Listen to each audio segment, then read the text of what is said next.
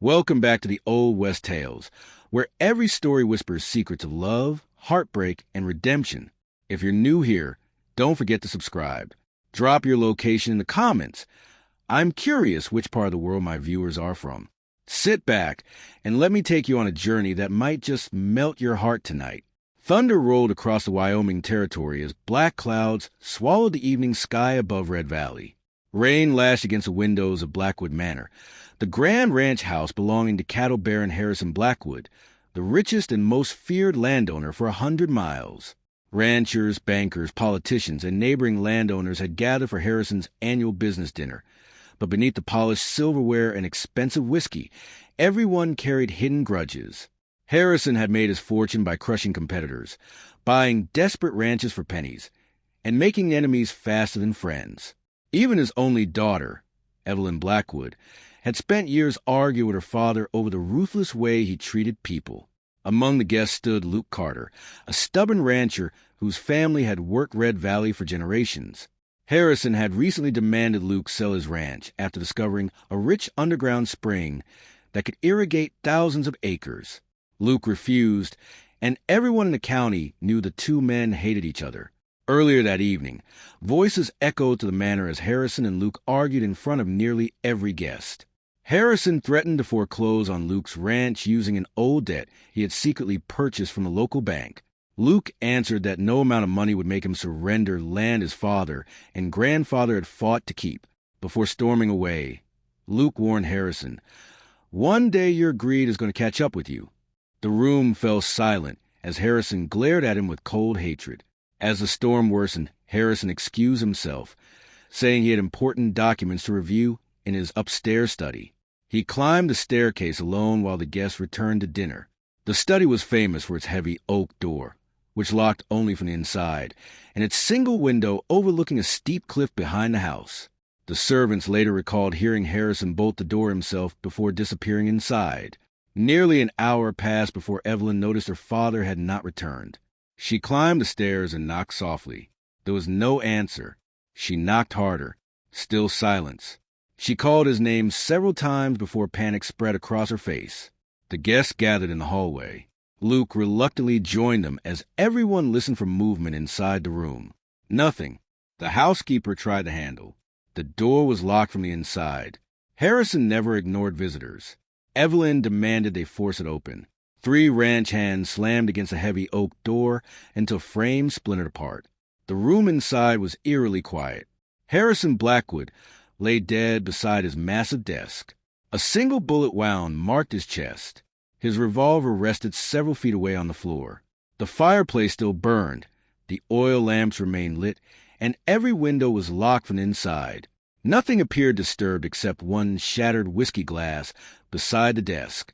Papers were scattered across the floor as though Harrison had tried reaching for something before collapsing. Everyone stared in disbelief. There was no way anyone could have gotten in or out, one guest whispered. Then Evelyn noticed a muddy boot print near the fireplace. She recognized it immediately. Luke Carter's boots carried a distinctive horseshoe-shaped heel that local blacksmith Ethan Morris had crafted years earlier.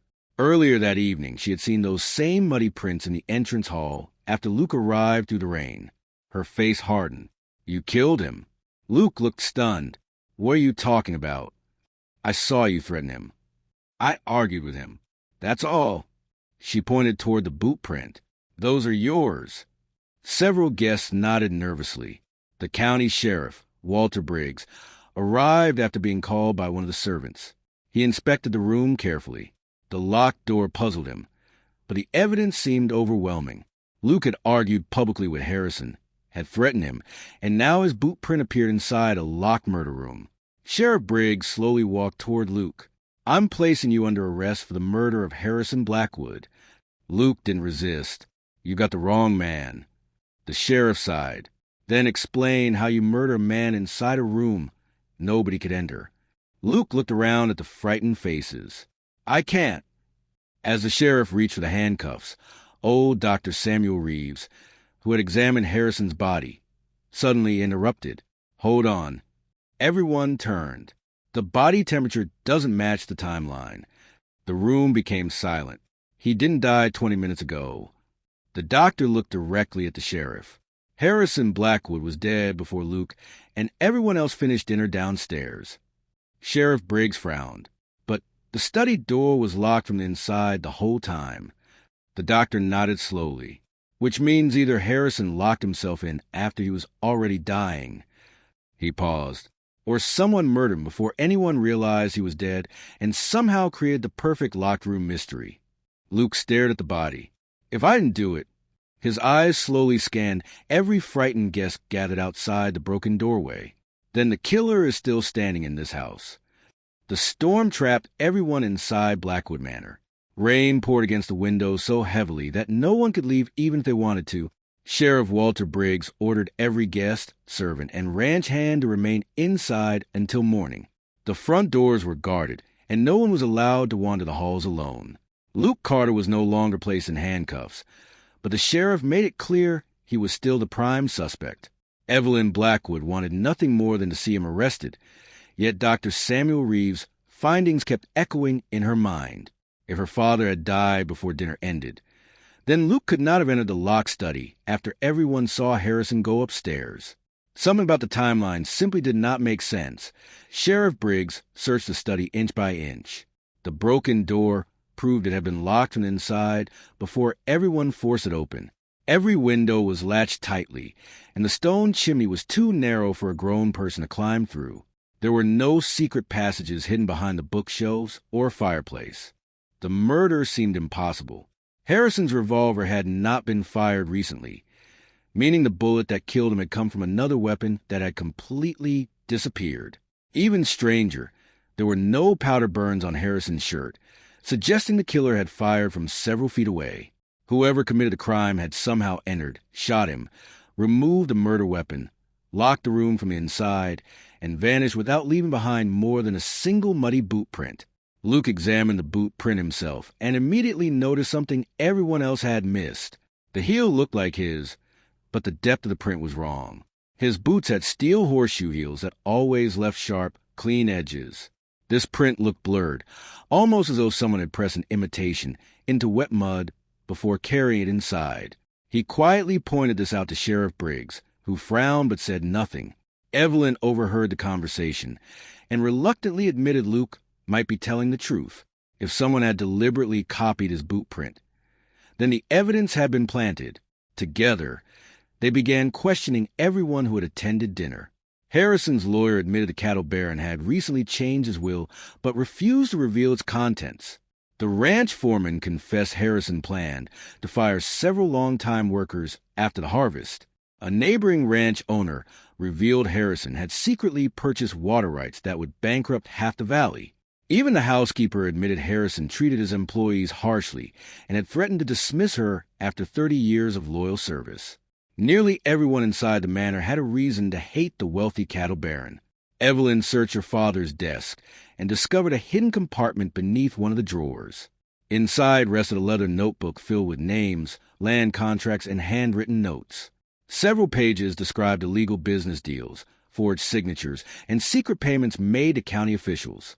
Harrison had apparently been blackmailing powerful people throughout Red Valley. Near the back of the notebook was a page with a single sentence written in shaky handwriting only hours before his death. If anything happens to me, trust no one wearing a silver brand. Neither Evelyn nor Luke understood what it meant. Harrison owned thousands of cattle, all marked with a traditional Blackwood iron brand. There was no silver brand anywhere on the ranch. Luke continued studying the crime scene, while everyone slept downstairs under the sheriff's watch. Standing beside the fireplace, he noticed tiny scratches across the polished wooden floor, leading toward the window. They were almost invisible. Kneeling down, he found a tiny silver shaving caught between the floorboards. It looked like a piece of polished metal that had snapped from some mechanical object. He handed it to Evelyn. She stared at it for several seconds before her expression changed. "I've seen this before." She hurried downstairs into the stable, where her father's prized riding equipment was stored. Hanging on one wall was a custom-made silver cattle branding iron that Harrison never actually used on livestock. It had been crafted as a decorative gift years earlier by the town blacksmith during the ranch's anniversary celebration. One of its polished handles had recently broken off. Luke looked at the missing piece. It matches the metal shaving. Evelyn slowly nodded. My father kept this in his study. Luke looked back toward the upstairs window. The scratches weren't made by furniture. They were made by this branding iron being dragged across the floor. Neither of them understood why. Then Luke suddenly froze. The study window. They ran upstairs and examined it closely. The window overlooked a sheer cliff, making escape seem impossible. Yet Luke noticed fresh rope fibers caught beneath the lower window frame. Looking over the edge with a lantern, he spotted something swaying against the rocks below. A long rope. It had been cut only minutes before they discovered it. Someone had climbed out of the lock study after the murder, lowered themselves down the cliff, cut the rope from below, and disappeared into the storm. Sheriff Briggs immediately organized a search at first light. The deputies followed muddy footprints leading from the base of the cliff into the woods until they reached an abandoned hunting cabin several miles away. Inside, they found a rifle wrapped in cloth, matching the caliber that killed Harrison Blackwood. But the cabin held something even more disturbing. The rifle belonged to Sheriff Walter Briggs. Before anyone could react, one of the deputies burst through the cabin door, pale with fear. Sheriff. Briggs turned sharply. What is it? The deputy swallowed hard. We just found another body. And this one died sometime during the night. The deputy led everyone through the trees to a narrow creek behind the abandoned cabin. Lying face down in the mud was Ethan Morris, the town blacksmith. The same blacksmith who had forged Luke Carter's distinctive horseshoe-shaped boot heels years earlier. He had been shot once in the back, and the doctor estimated he had been dead for only a few hours. Whoever killed Harrison Blackwood had silenced the one man who could explain the fake boot print. Sheriff Walter Briggs stared at the body in disbelief while Luke quietly noticed something sticking out of Ethan's shirt pocket. It was a folded receipt from a blacksmith shop listing a special order completed 3 days earlier. One pair of detachable horseshoe boot heels made to match Luke Carter's boots.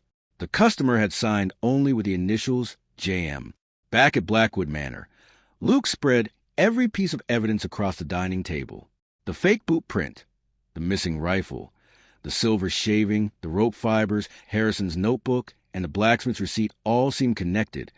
Yet one question remained unanswered. Who was J.M.? Evelyn searched through her father's business records and suddenly found a familiar name.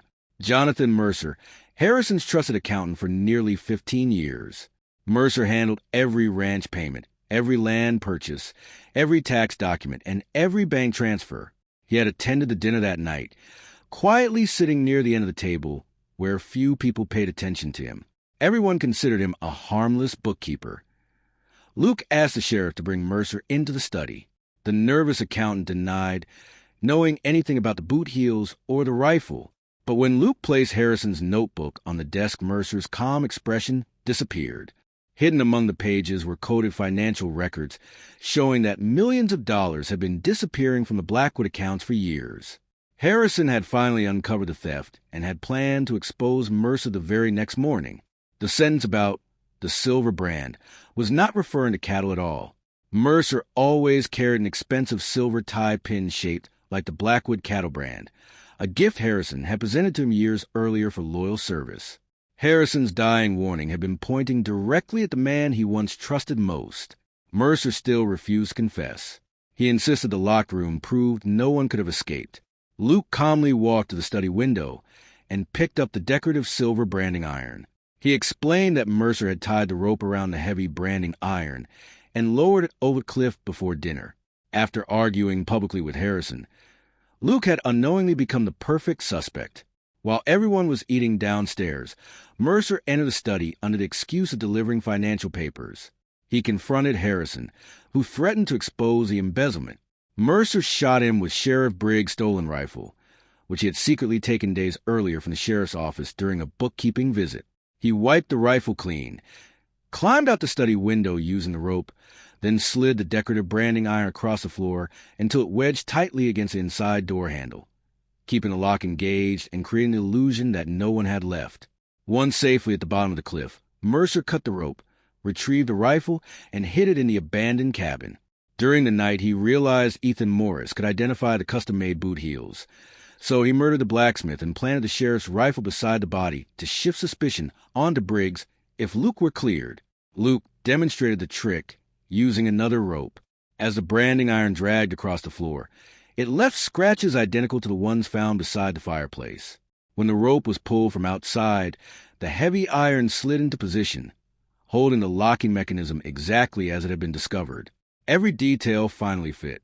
The planted boot print, the false timeline, the missing weapon, the rope fibers, and Harrison's dying message all pointed to one man. Mercer's face turned pale. He slowly reached into his coat, but before he could draw a hidden revolver, Sheriff Briggs aimed his own weapon. "Don't do it, Jonathan." For a moment the room was silent, except for the rain tapping against the windows. Mercer looked toward the broken study door, realizing there was no escape.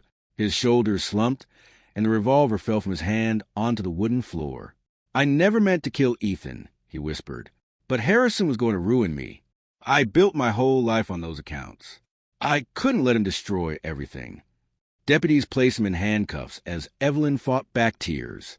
She had spent years believing her father was untouchable, only to discover that his greed and corruption had created the enemies that eventually led to his death. Yet none of that excused murder. Justice had finally caught the man truly responsible. Weeks later, the storm-damaged windows of Blackwood Manor had been repaired, and the ranch entered a new chapter. Evelyn canceled the ruthless land seizures, returned several properties her father had taken through fraud, and honored the honest ranchers he had mistreated. Luke helped negotiate fair agreements with neighboring families, earning the respect of the entire valley. What began with suspicion and accusation slowly became friendship, and friendship quietly grew into love.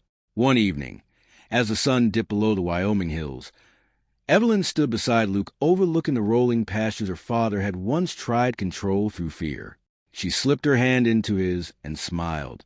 "My father believed power came from owning people," she said softly. Luke squeezed her hand. He was wrong. She looked into his eyes. "The strongest thing anyone can build is trust." As the golden light spread across Red Valley, the place once haunted by betrayal finally found peace, and two people brought together by a locked-room murder road toward a future neither of them had ever imagined. I love all of you, my wonderful audience of Wild West Tales. Tell me how this story made you feel. Leave a comment below. Type 1 if you love this story. And do not forget to subscribe to the channel for more epic tales from the wild.